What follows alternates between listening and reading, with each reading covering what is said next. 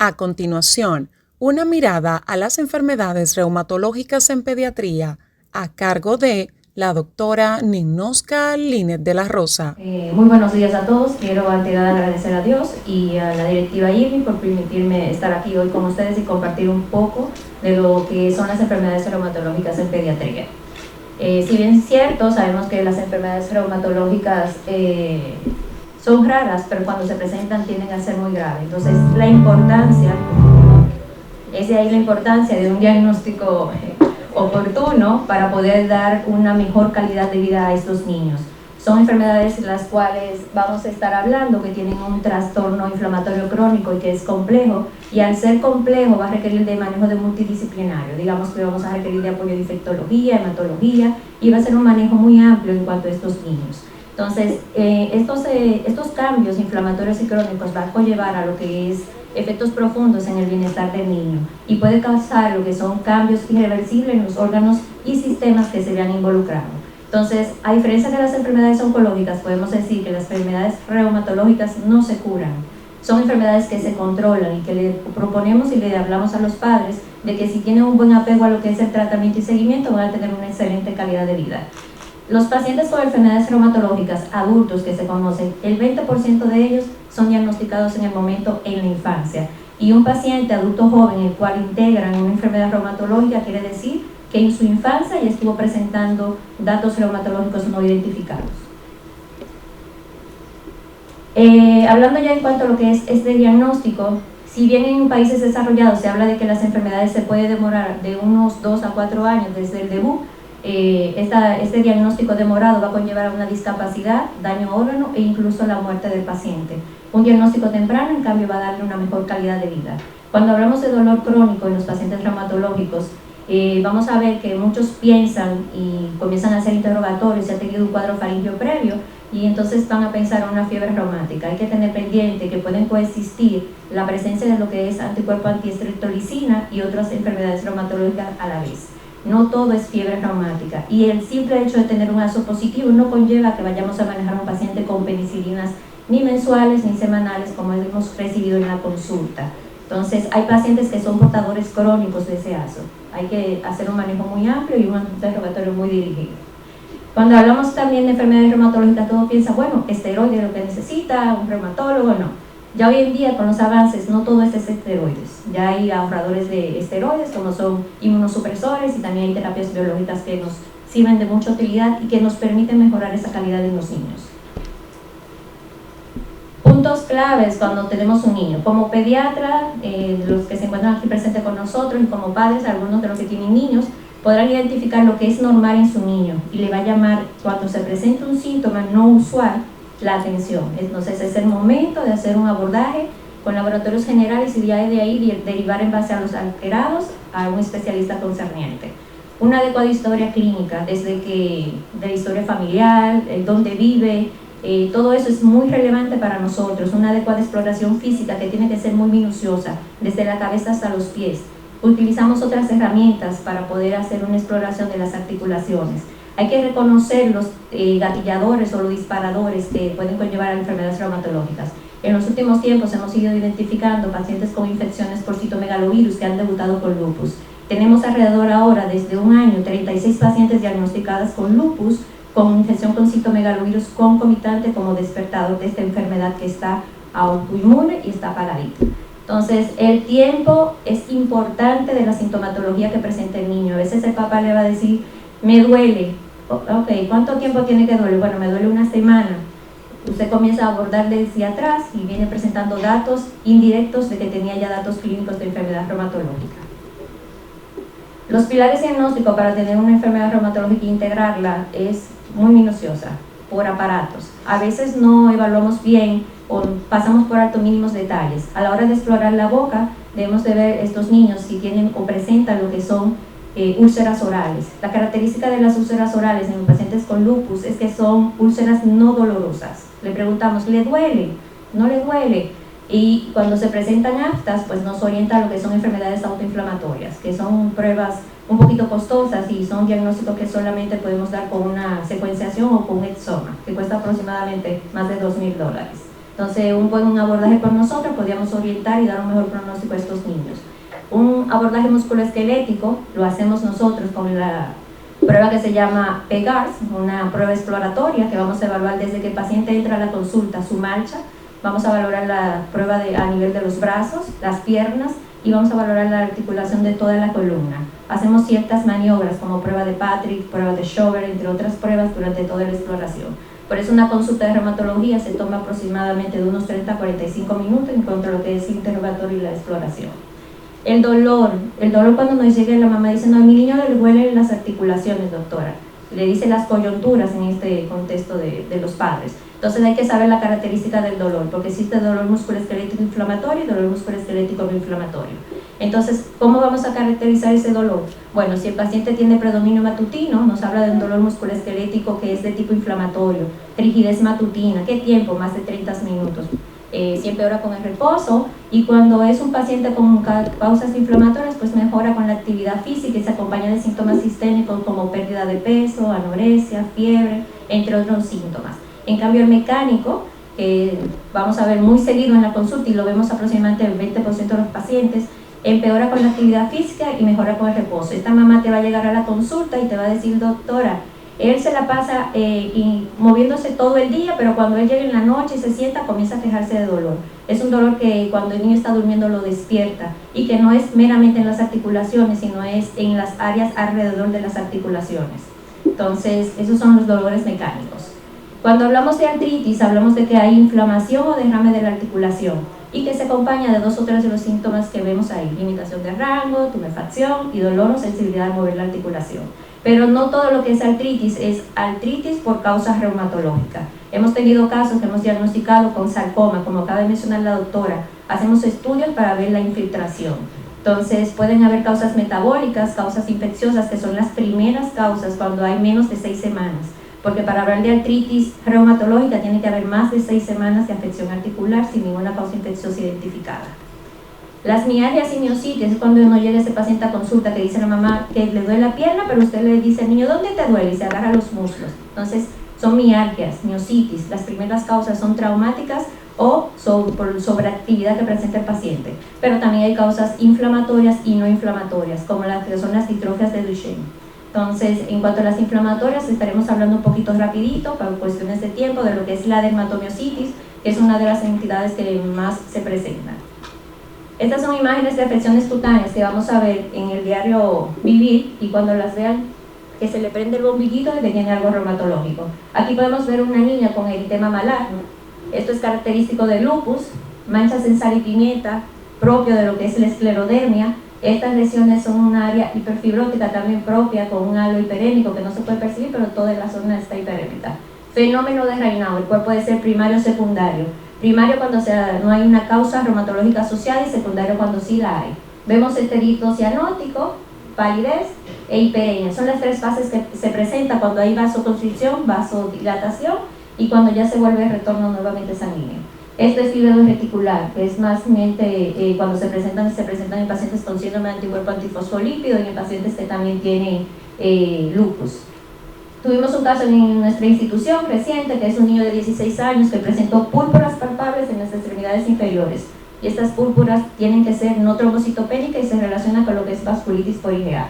Esto es una esclero ya inactiva, y esto es unas pápulas de Gotro, que la vamos a ver en dermatomiositis. Cuando tengan estos niños que tengan estas papulitas, más debilidad muscular, piensen en dermatomiositis.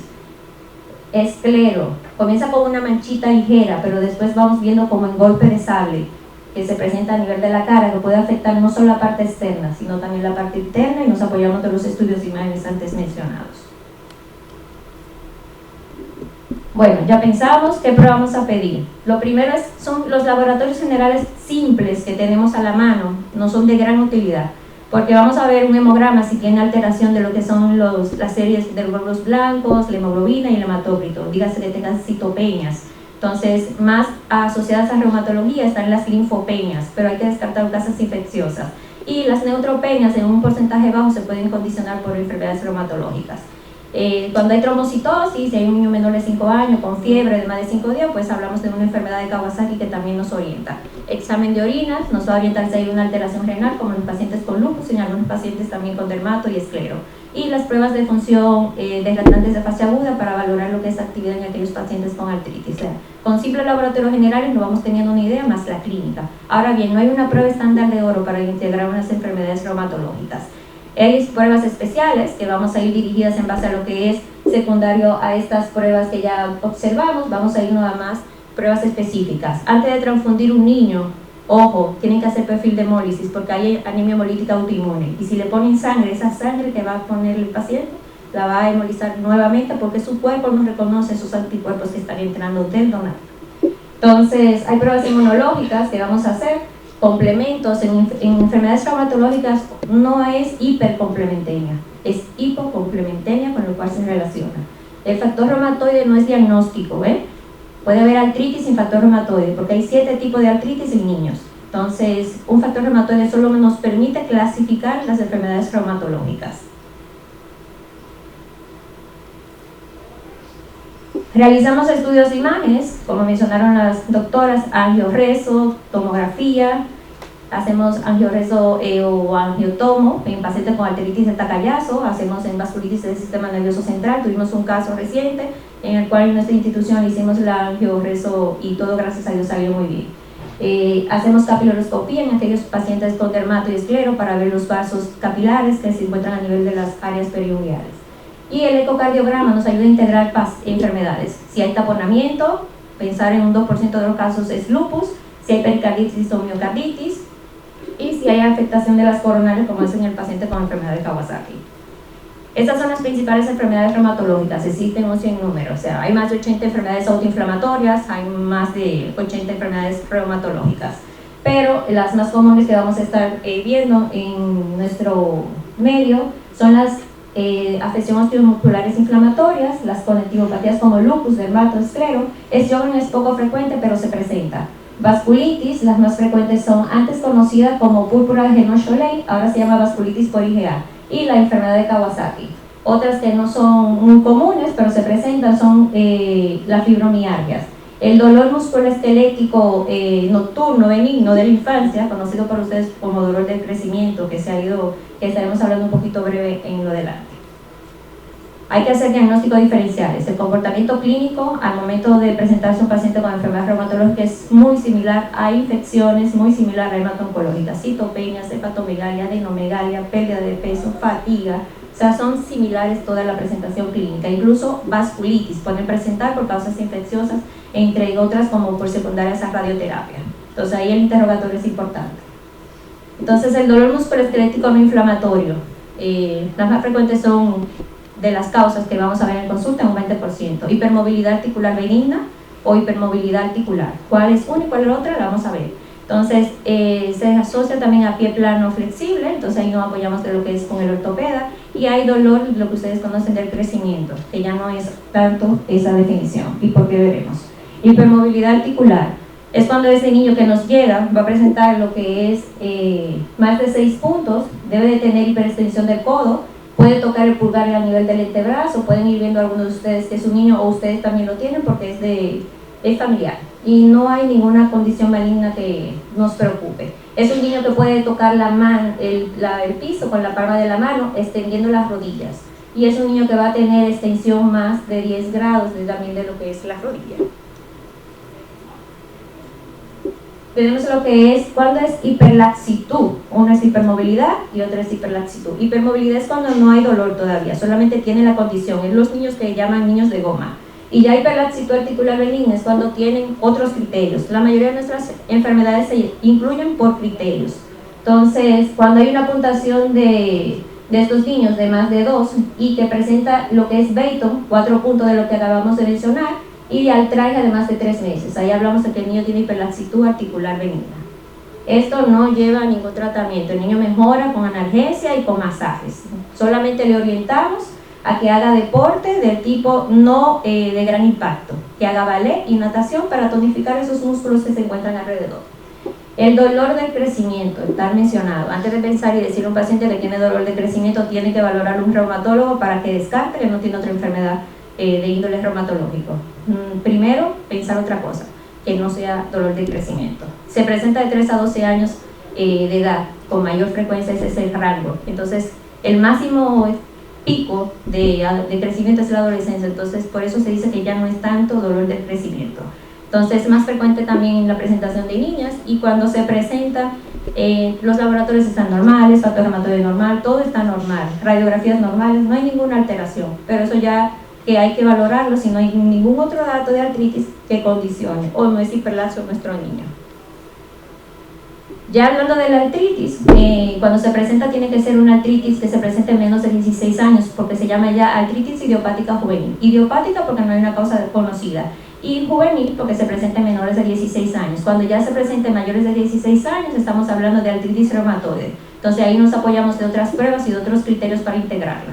El factor reumatoide no excluye, porque tenemos artritis oligoarticular, que es factor reumatoide negativo, mientras la factor reumatoide positivo se llama poliarticular, FR positivo o FR negativo. Hay que excluir otras causas, infecciosas. Y el ANA en un paciente con dolor articular y que presenta artritis solo nos ayuda a saber el riesgo que tiene este niño de presentar afección ocular, como es la uveitis, ¿sí? Si no se trata oportuno puede progresar. Hay causas extrarrenales de artritis, como es la uveitis. Son 7 tipos de artritis. Oligo, cuando afecta menos de 4 articulaciones. Está la poliarticular, cuando afecta más de estas 4 o 5 o más. Está la sistémica, cuando el niño tiene afecciones sistémicas como hepatomegalia, un rash, una fiebre cotidiana de 3 días, cuando tiene serositis, o dígase que tenga derrame pericárdico o derrame pleural, y cuando no tiene un factor reumatoide positivo. O sea, tiene que tener un factor reumatoide negativo para considerar con toda esta clínica que es una IJ sistémica. Podemos ver cómo tienen estos niños afección de las articulaciones con artritis. Podemos ver también en las metacarpofalángicas, en las interfalángicas proximales y distales. Y aquí podemos ver cómo tiene dedo de mojar, vemos cuello de cisne, y cómo tiene afección cubital, con desviación cubital. Las sistémicas se presentan en un 10% de los casos, y las oligoarticulares en 50%, y es la que más se relaciona con afección ocular. No todo ojo rojo que ustedes vean es conjuntivitis, por favor. Mándenlo a un oftalmólogo que va a hacer la valoración adecuada de estos niños y no ponerle inmediatamente lo que es tobramicina. 15% es factor positivo y un 5% es factor negativo asociado. Entonces está la psoriásica, a veces cuando solo es psoriasis y no hay artritis se puede manejar perfectamente por el dermatólogo, pero ya hay afección articular, debemos de verle. Aquí vemos cómo afecta el espolón, eso es erosiones que tiene el paciente con artritis, y eso es un paciente que tiene entesitis, artritis asociada a entesitis, pero que también llamamos que tiene una espondiloartropatía juvenil. Entonces las espóndilos, el niño va a llegar que le duele el talón, que le duele el área del tendón de Aquiles, que tiene talargias. Entonces estos son los puntos de entesitis que vamos a valorar en el paciente, ¿sí? Esos son los lugares de dolor, no es que le duela acá, es que le duelan estos puntos de inserción plantar de los tendones. Entonces un ANA positivo tiene que estar presente y se asocia con lo que es el antígeno leucocitario B27. Vamos a hacer estudios de imágenes, una radiografía de primera instancia, que es la que tenemos a la mano, y ya vamos a ver afección a nivel de la sacroilíaca, y por secundario vamos a hacer una resonancia, y ahí nos van a dar datos de sacroilitis, ¿sí? El lupus, una de las enfermedades más silentes y de pronóstico muy malo. Entonces, sus primeros informes se realizaron en 1892. Es una enfermedad muy frecuente. Vamos a ver el tema malar. ¿Por qué es el lobito? Porque el lupus viene de la palabra griega que viene de lobos, ¿no? Entonces, un ANA, para que sepan, no traduce que el niño tiene lupus. No le hagan creer a su mamá que tiene lupus. Hay que mandarla para descartar que tenga, pero cuando la hagan, piensen, si consideran que cumple para lupus, pídanle la prueba ya completa, que es un panel de anticuerpos autoinmunes. Si tiene clínica, lo ideal es que refieran, porque son pruebas muy costosas, bastante para estos padres. Entonces, aquí no existen en el país pruebas específicas que usted pueda pedir dirigido en base a la enfermedad. Usted tiene que pedir una prueba que incluye todos los anticuerpos generales, como para esclero, como para dermatomiositis. Entonces, hay una sobreproducción de anticuerpos y es una enfermedad muy prototípica. Va a tener un curso que puede ser desde leve, con afecciones cutáneas, como una progresión severa, que son afecciones a órganos, como es la causa de mayor debut, que son nefritis. Entonces hay que tener ojo con estos niños, Afecta más frecuentemente a lo que son las niñas, y eso es por el efecto de los estrógenos, y le confiere a los varones un mayor riesgo y un peor pronóstico cuando se presenta. Entonces debutan en la infancia, y cuando debutan es con daño renal que debutan la gran mayoría de los adolescentes, y llegan en etapa con una nefritis lúpica casi clase 4, en el 18 hasta el 50%, requiriendo lo que es terapia de sustitución renal. La sobrevida en estos pacientes en los últimos tiempos ha llegado hasta lo que son 10 años. Criterios para integrarla, no son criterios diagnósticos, son criterios para integrar o clasificar el lupus más que nada. Son criterios de ACR de 1997, se han ido modificando, pero los que están actualmente modificados son para adultos, validados todavía en niños no están, que es EULAR y ACR del 2019, y están los de SLIC del 2012. Entonces, esto tiene que presentar el niño: afección neurológica, convulsiones o psicosis, afección hematológica, anemia hemolítica, con el perfil de hemólisis que hablamos, menos de 1000, menos de 100.000 plaquetas, y que tiene que ser 2 o más ocasiones de hemograma, no de qué tiempo, no hay un rango. Usted hizo uno hoy, a los 2 días hizo otro y sigue así. Hay que pensar en un lupus. Anticuerpos específicos de lupus. El ANA, que tiene que tener un patrón característico, el más asociado al lupus es el patrón homogéneo. Cuando hay ANA con antihistona hay que pensar en un lupus inducido por drogas. Fotosensibilidad, que tenga el eritema malar que hablamos, hay erupciones discoides, úlceras orales, las que le comenté, afección articular. La característica de estas artritis con la de la IJ es que no hay erosiones como las que vimos en el pie del niño, Serositis, pleuritis, dígase, o que tenga derrame pericárdico. Y afección renal, un niño que tenga cruces de proteína en la orina. Ya tiene cruces, vamos a hacer una recolección de proteína en orina de 24 horas, y en menores de 3 años le hacemos una relación albumina-creatinina. Los anticuerpos que hemos mencionado van a orientarnos a cuáles órganos se van a afectar con frecuencia. Anti-SMI no habla de riñón, y antidenia por igual. Estos se asocian mucho también al lupus neonatal. En pacientes cuando ya tenemos una sospecha de un lupus neonatal, le hacemos anticuerpos a la madre. Entonces, antihistona, como le dije, es inducido por fármaco, suspendemos el fármaco, va a mejorar todo lo que es la clínica. Los nucleosomas son los que nos van a permitir, entre más alto, mayor actividad. Nos manejamos en base a guías para lo que es el tratamiento. Las vasculitis sistémicas, las más frecuentes son las que mencionamos.